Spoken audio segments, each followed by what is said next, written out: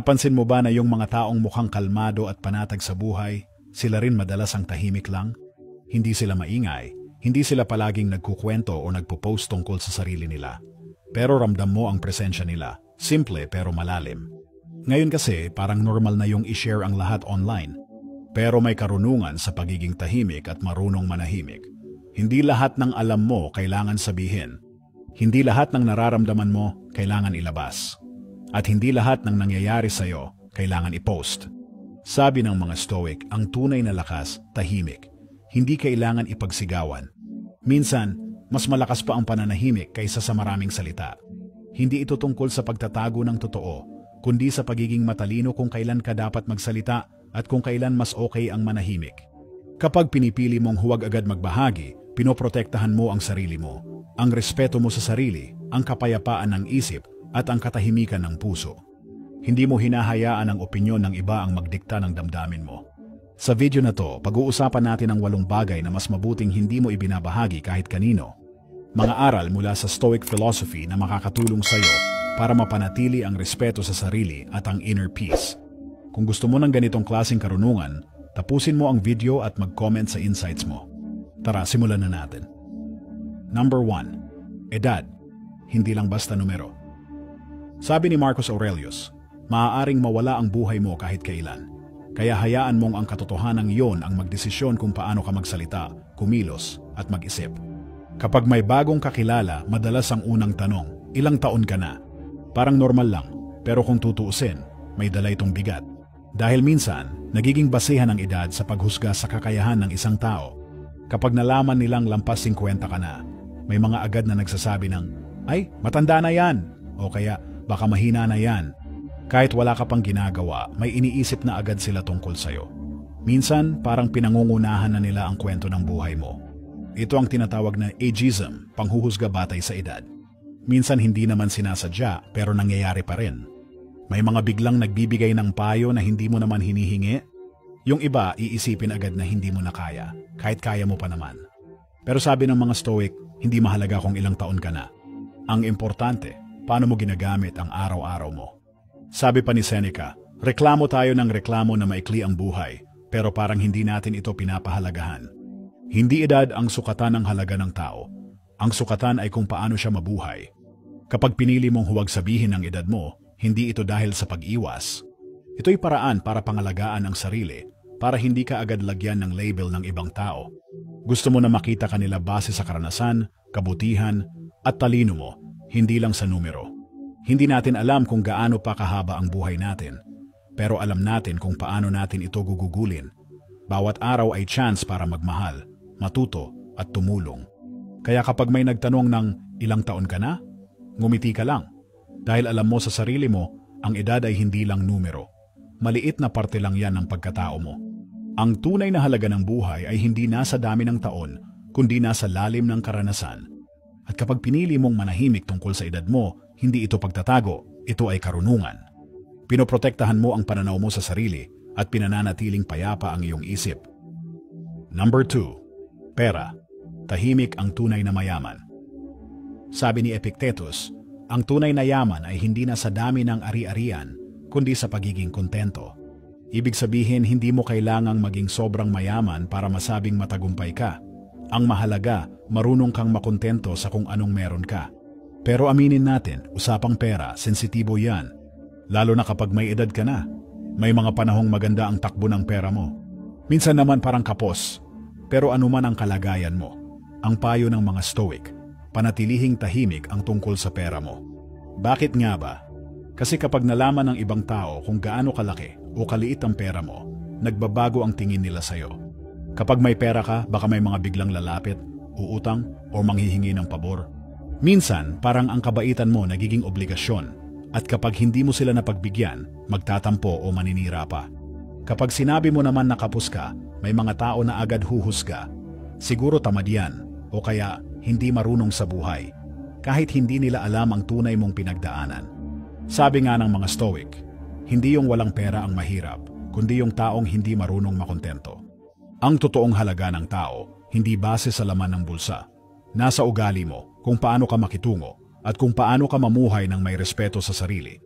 Kapag tahimik ka tungkol sa finances mo, mas may kapayapaan ka. Walang pressure, walang inaasahan sa'yo. Mamumuhay ka ayon sa gusto mo, hindi ayon sa iniisip ng iba. May kasabihan nga, tahimik ang tunay na mayaman. Hindi kailangan ipagyabang. Hindi kailangan ipakita sa lahat. Basta alam mo sa sarili mo na kaya mong buhayin ang sarili mo ng simple at payapa. Kaya kung may ipon ka o kahit nagsisimula ka pa lang ulit, wala kang kailangang ipaliwanag. Basta marunong kang humawak ng pera, hindi maluho, at marunong tumulong kung gusto mo, ayos na yon. Hindi lahat ng bagay dapat ipinupost. Hindi lahat ng kwento dapat ikinukwento. Piliin mong ibahagi lang ang tungkol sa pera mo sa mga taong mapagkakatiwalaan, sa tamang oras, sa tamang dahilan. Masarap mabuhay ng simple, tahimik, walang gulo, walang inggit, at sa ganong paraan doon mo mararamdaman ang tunay na yaman. Number 3. Mga lihim ng pamilya, pangalagaan ang tahanan. Sabi ni Marcus Aurelius, maging maunawain sa iba pero maging disiplinado sa sarili. Ang pamilya ang unang paaralan ng pagmamahal, pag-unawa at sakripisyo. Diyan tayo unang natuto ng tamang asal. Pero kahit gaano natin sila kamahal, minsan may hindi pagkakaintindihan, may tampuhan, may mga panahon na nasasaktan tayo o nakakasakit din. Normal lang yan. Wala namang perpektong pamilya. Pero kahit may problema, hindi ibig sabihin ay kailangan mo agad itong ikwento sa iba. Bakit nga ba? Kasi kapag ikinuwento mo ang away o problema ng pamilya mo sa iba, pwedeng mauwi ito sa chismis, panghuhusga, at minsan, mas lalong gumulo. Yung pinagsabihan mo, hindi naman laging makakatulong. Minsan pa nga, mas pinapalala pa nila ang sitwasyon. May mga komento silang tulad ng, "Nako, ganyan talaga yung kapatid mo." Or, "Kung ako sa'yo, layuan mo na sila." Hindi ito nakakatulong. Mas nakakagalit lang. Mas nasasaktan lang kayo. Ang mga Stoic ay naniniwala sa kahalagahan ng pananahimik. Hindi para pagtakpan ng mali, kundi para bigyang laya ang pamilya na ayusin ang problema ng sila-sila lang. Sa katahimikan, may chance para mag-isip, humupa ang emosyon, at maghilom ang sugat. Hindi ibig sabihin nito ay tiisin mo na lang. Kung may kailangang ayusin, ayusin. Pero gawin ito ng pribado, pag-usapan ng maayos sa loob ng pamilya.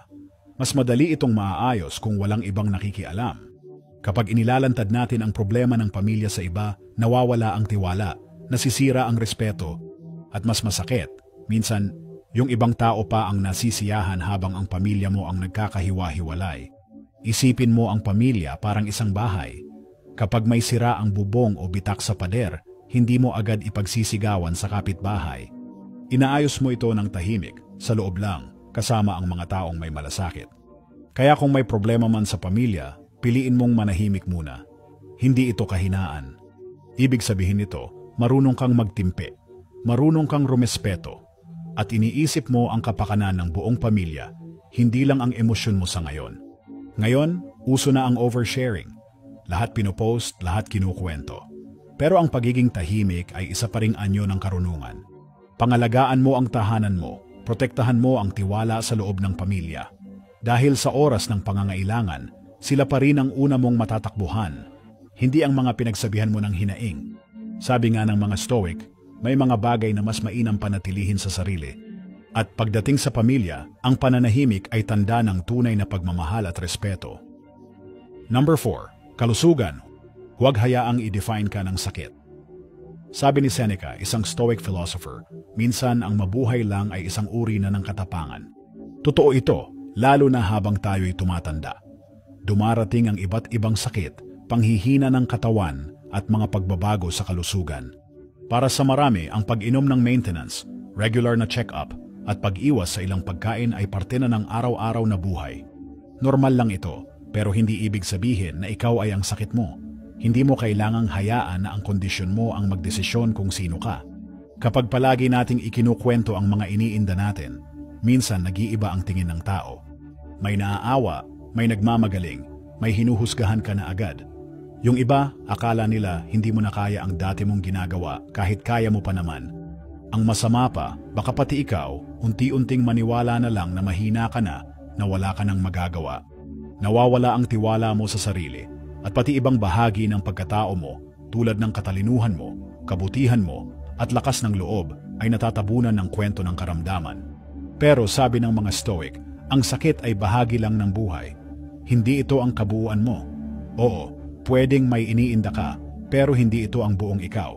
May karanasan ka, may talino ka, may halaga ka.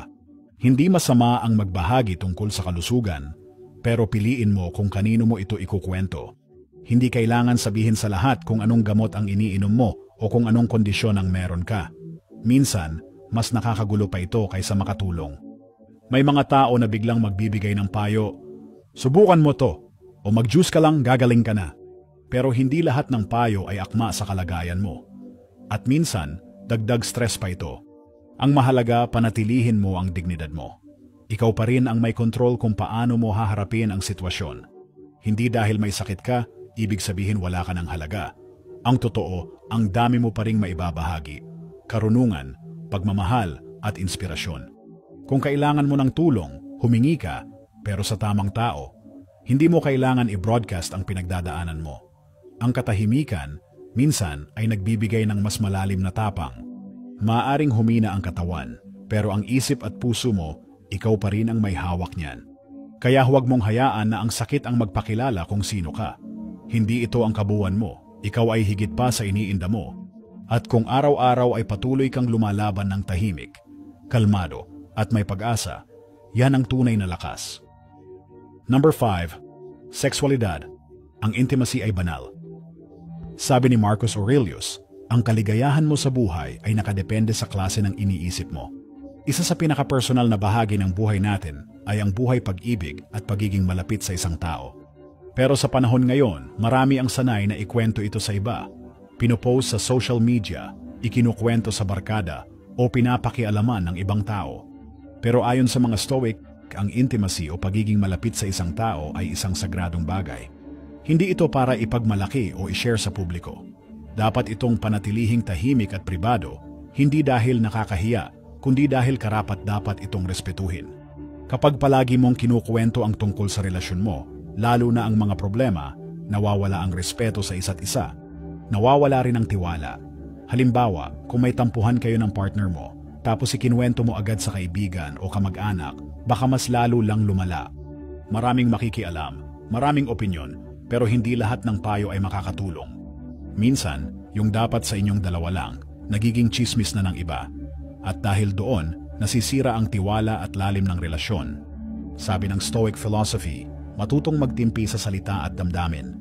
Kung mahalaga sa iyo ang relasyon mo, pipiliin mong protektahan ito kaysa ikuwento.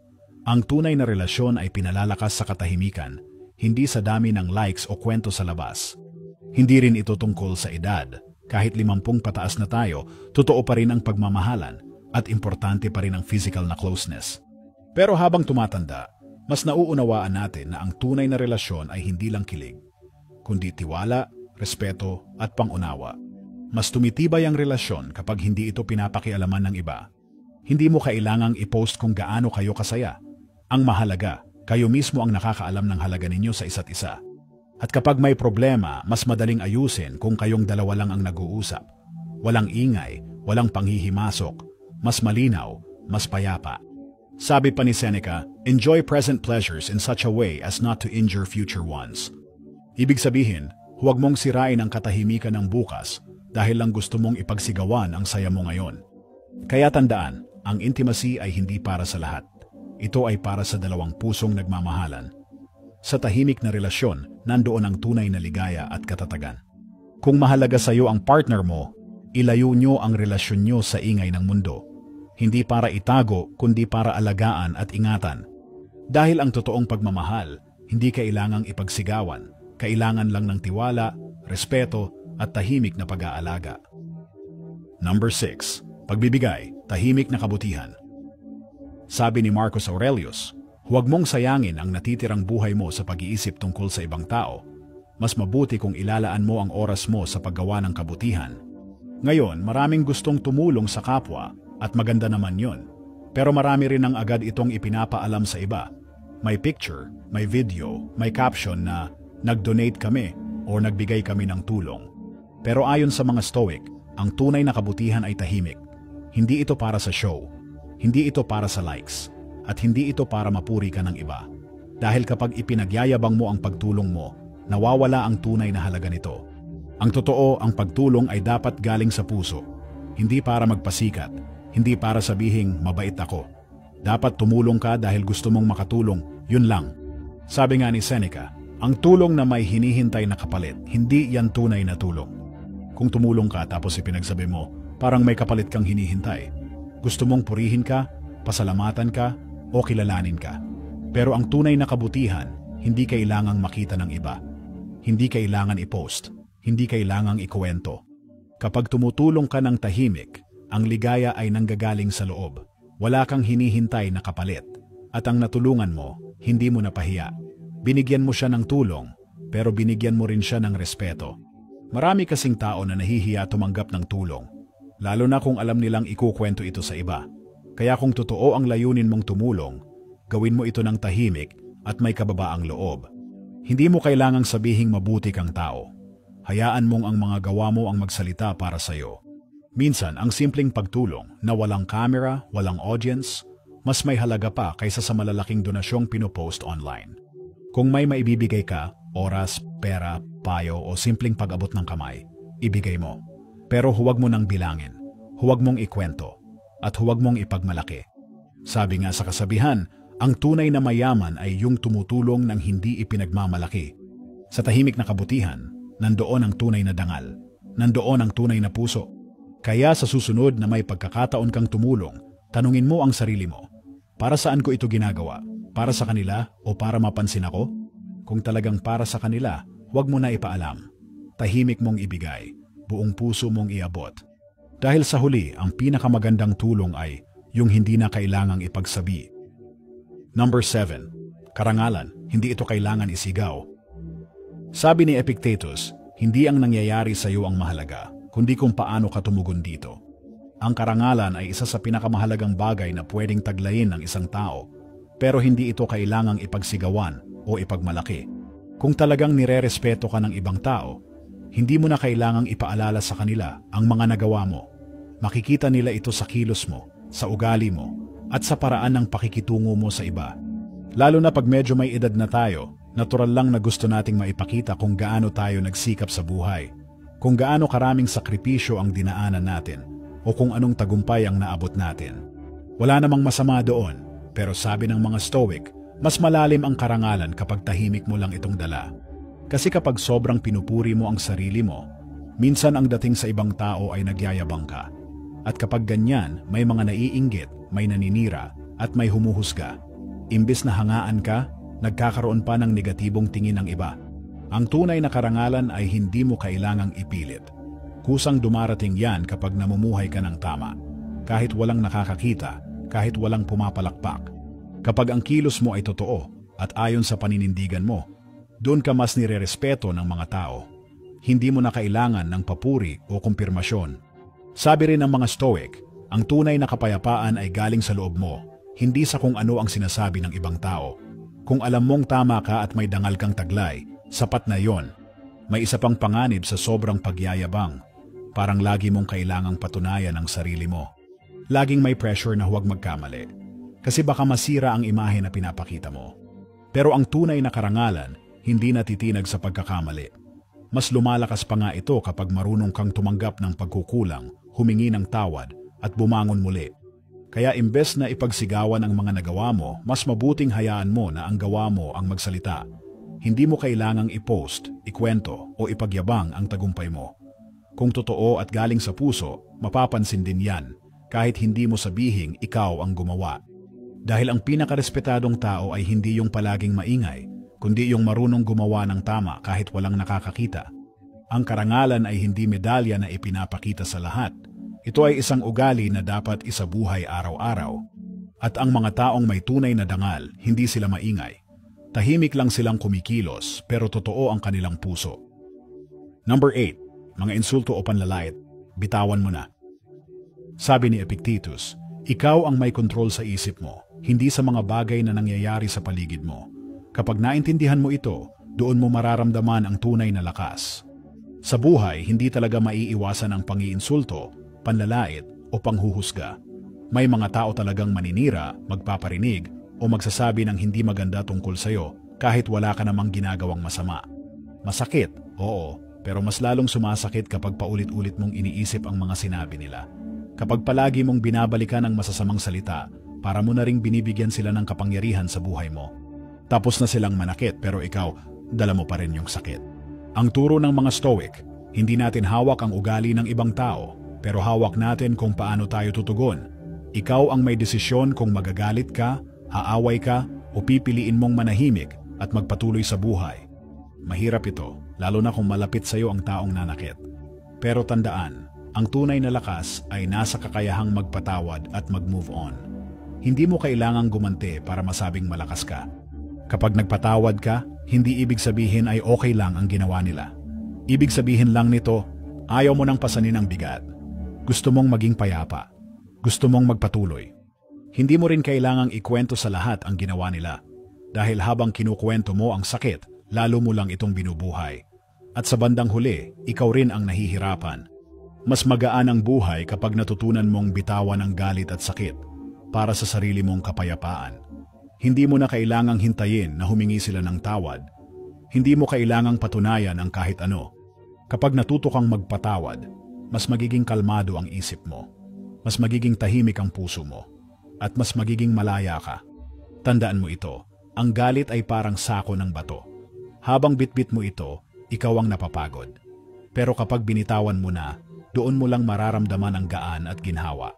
Kaya kung may mga taong nanakit sa iyo noon, pinahiya ka, nilait ka, siniraan ka, bitawan mo na.